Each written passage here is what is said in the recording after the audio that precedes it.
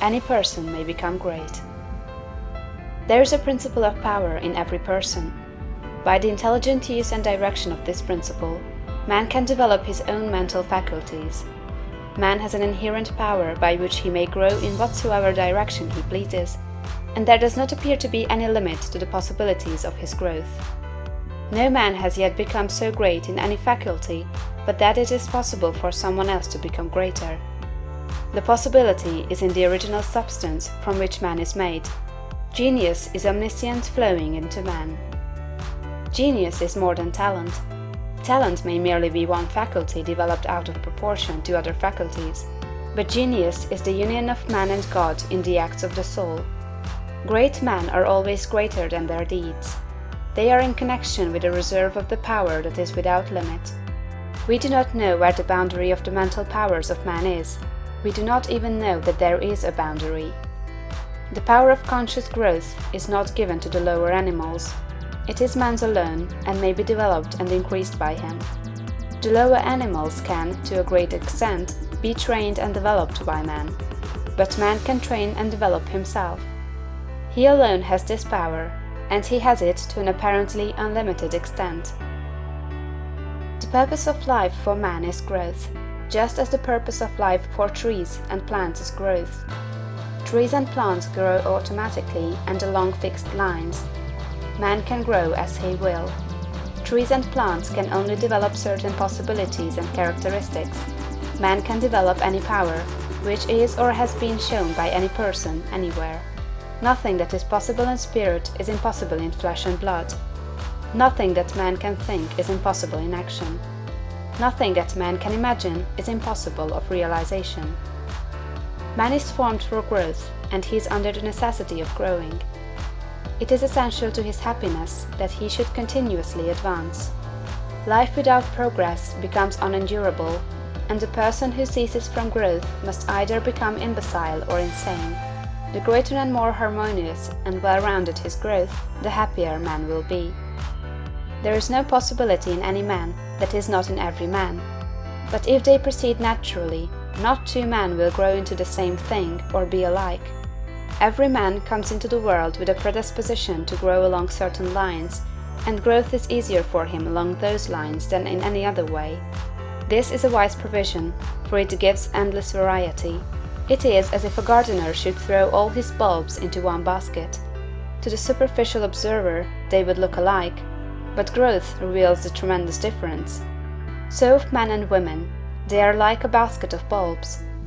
One may be a rose and add brightness and color to some dark corner of the world. One may be a lily and teach a lesson of love and purity to every eye that sees. One may be a climbing vine and hide the rugged outlines of some dark rock. One may be a great oak among whose boughs the birds shall nest and sing, and beneath whose shade the flocks shall rest at noon, but everyone will be something worthwhile, something rare, something perfect. There are undreamed of possibilities in the common lives all around us in a large sense. There are no common people. In times of national stress and peril, the cracker-box loafer of the corner store and the village drunkard become heroes and statesmen through the quickening of principle of power within them. There is a genius in every man and woman, waiting to be brought forth.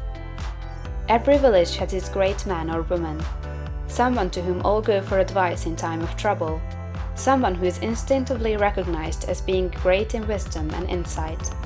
To such a one, the minds of the whole community turn in times of local crisis. He is tacitly recognized as being great. He does small things in a great way. He could do great things as well, if he did but undertake them. So can any man, so can you. The principle of power gives us just what we ask of it. If we only undertake little things, it only gives us power for little things.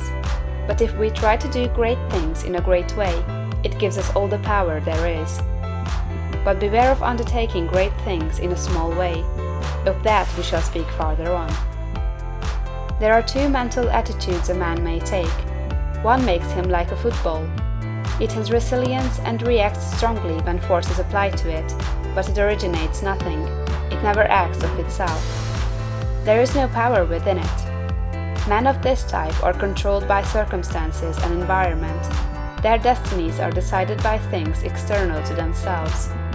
The principle of power within them is never really active at all. They never speak or act from within. The other attitude makes man like a flowing spring. Power comes out from the center of him. He has within him a well of water springing up into everlasting life. He radiates force, highest felt by his environment. The principle of power in him is in constant action. He is self-active. He hath life in himself.